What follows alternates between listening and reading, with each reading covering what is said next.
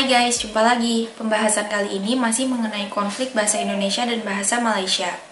Ternyata Malaysia sudah lama bermimpi untuk menjadikan bahasa Melayu sebagai bahasa ASEAN. Bahkan Malaysia mengaku siap membantu tenaga pengajar bahasa Melayu untuk negara lain. Dan mungkin juga termasuk Indonesia. Ada video yang menarik mengenai ambisi Malaysia itu. Yuk kita simak video berikut ini ya.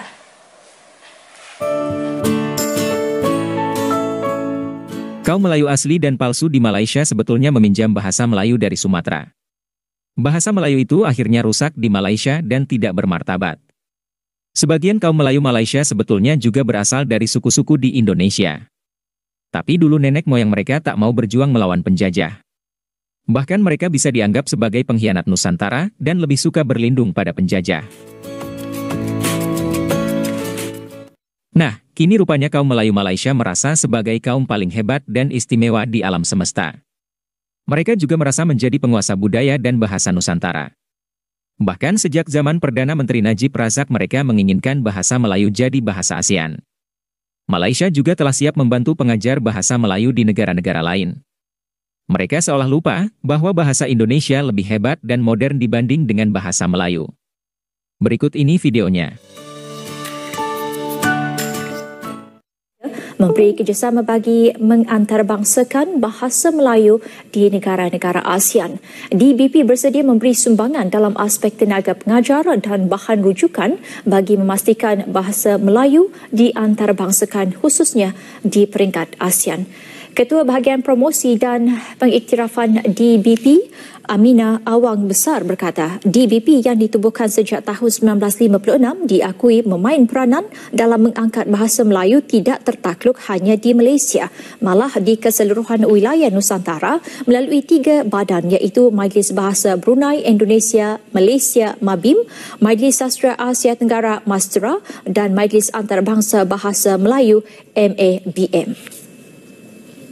Dewan Bahasa dan Pustaka kita boleh menggagaskan satu sinergi yang mungkin akan melibatkan pihak pemerintah di wilayah berkenaan dan juga institusi yang berkaitan. Sebab saya difahamkan ada banyak juga institusi yang mengajarkan bahasa Melayu ini. Jadi mungkin Dewan Bahasa dan Pustaka boleh memainkan peranannya dalam dari segi membantu tenaga pengajar dan mungkin juga bahan mengajar, bahan rujukan dan sebagainya dalam berbahasa Melayu. Sementara itu, penganalisis sosio-budaya Singapura, Dr. Subari Sukaini menjelaskan, sebagai pejuang bahasa Melayu, beliau menyambut baik sekiranya terdapat mana-mana pihak bersedia menjalin hubungan kerjasama agar bahasa itu terus dimartabatkan.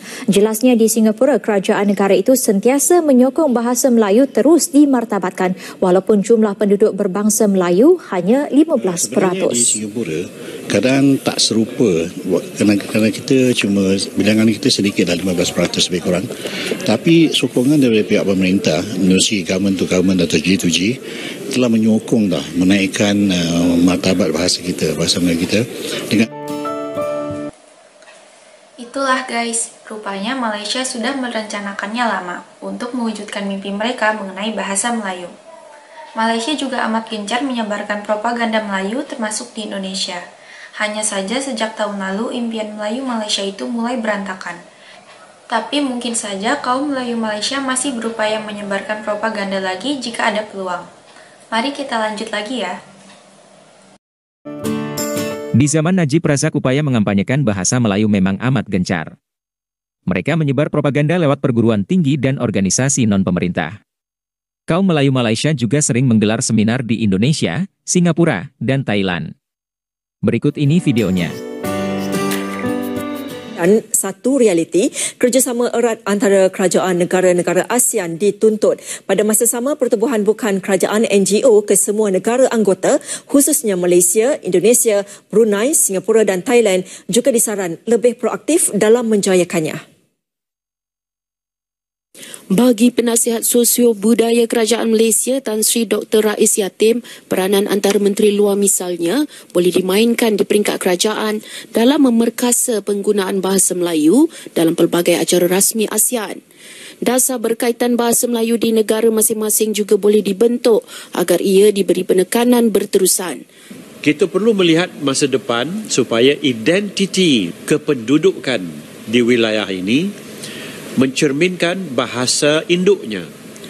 Jadi kita berkata dengan hormat, bahasa induk di wilayah ini ialah bahasa Melayu. Tetapi sayangnya, bahasa Melayu tidak terletak pada tempatnya, yakni tidak digunakan sebagai bahasa diplomatik dan tidak digunakan dalam komunikasi rasmi dalam majlis-majlis dan juga acara-acara tertentu ASEAN. Tan Sri Dr. Rais Yatim merasmikan program Pertemuan Dunia Melayu 2017 anjuran GAPENA dengan kerjasama Dewan Bahasa dan Pustaka, Dunia Melayu Dunia Islam Thailand, Yayasan Pusat Islam Thailand dan Universiti Kasim Bandar. Menyokong saranan Perdana Menteri bagi meletakkan bahasa Melayu sebagai bahasa rasmi ASEAN menjelang 2050, usaha berperingkat perlu dilakukan. Hubungan berterusan perlu dipertingkat NGO ASEAN dalam melaksana pelbagai program sekaligus membangkitkan semangat kebersamaan dalam memerkasa fungsi bahasa Melayu antara negara anggota.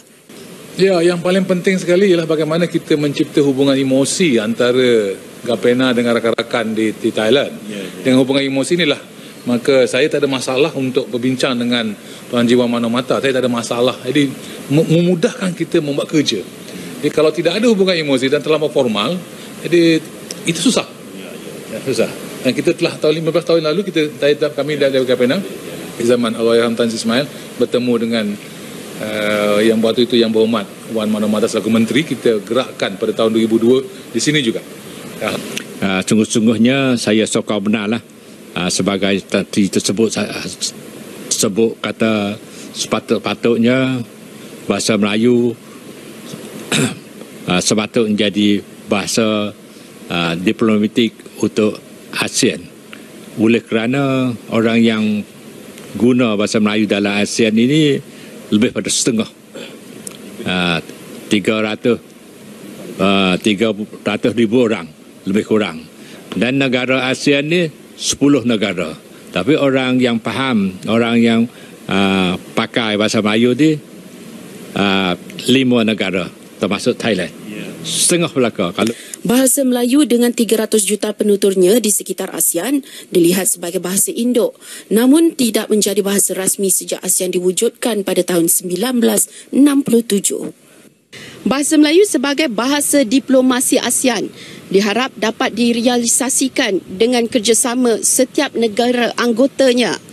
Pelbagai cadangan dan saranan antaranya penggunaan bahasa Melayu dalam surat menyurat, majlis-majlis rasmi juga urusan sosio-ekonomi dan budaya negara ASEAN diharap dapat dilakukan.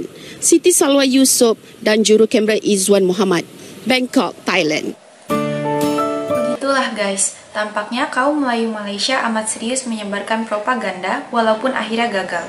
Bagi bangsa Indonesia, upaya seperti itu tidak masuk akal. Bagaimanapun, bahasa Indonesia lebih baku dan modern dibandingkan bahasa Melayu. Apalagi di Malaysia sendiri, bahasa Melayu terkesan tak dihargai. Terima kasih sudah menonton sajian kami, sampai jumpa lagi.